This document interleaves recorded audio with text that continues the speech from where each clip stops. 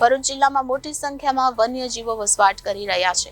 ધીરે ધીરે શહેરીકરણનું વધતું પ્રમાણ અને જંગલોનો નાશ થવાથી વન્ય પ્રાણીઓ માનવ વસવાટ તરફ ધસી આવતા હોય છે. ત્યારે દુર્લભ અને નિશાચર પ્રાણીની શ્રેણીમાં આવતું વન્ય નામના પ્રાણીનું અંકલેશ્વર બોરભાટા બેટના રોડ પર અજાણ્યા વાહનની ટક્કરે મોત થયું હતું. સોમવારે રાત્રિની સુમારે અંકલેશ્વરના જૂના બોરભાટા બેટના રોડ પર અજાણ્યા વાહનની ટક્કરે શિકારની શોધમાં પહોંચેલા અને નામશેષ થવાની કગારે ઉભેલ વન્ય પ્રાણીનું મોત થયું હતું. બિલાડી જેવા દેખાતા પ્રાણીથી લોકોમાં ભારે કુતૂહલ સર્જાયું હતું.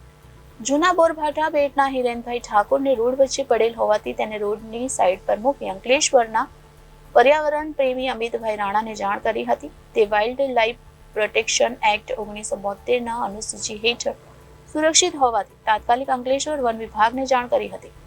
અમિતભાઈ રાણાના જણાવ્યા અનુસાર આ પ્રાણી શરમાળ હોય છે. તે મનુષ્યને કોઈ નુકસાન કરતું નથી, જે દેડકા, કાચિંડા અને ઉંદર જેવા પ્રાણીઓનો શિકાર કરીને ખોરાક મેળવે છે. તેમજ બોર, વડના ટેટા, ગુંદા પણ ખાય છે.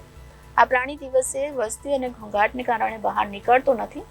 તે રાત્રિના સમયે જ બહાર નીકળે છે. ત્યારે ખોરાકની શોધમાં ભટકી ગયેલ હોવાથી કોઈ અજાણ્યા વાહન સાથે અથડાઈ ગયું હોય તેવું લાગી રહ્યું છે.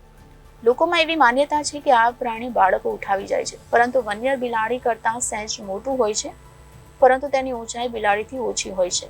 આ પ્રાણી દિવસના સમયે વૃક્ષોની શાખાઓ વચ્ચે કે તેમની બખોલમાં ગૂંચળું વળીને પડી રહે છે. તેમજ ઘાસ અને ઝાડીવાળી જમીન પર ફરવું વધારે પસંદ કરે છે. ઘરની નીચે કે જમીનની નીચે તેનું દર બનાવે છે. એકલું ફરવાવાળું અને ગભરું પ્રાણી છે.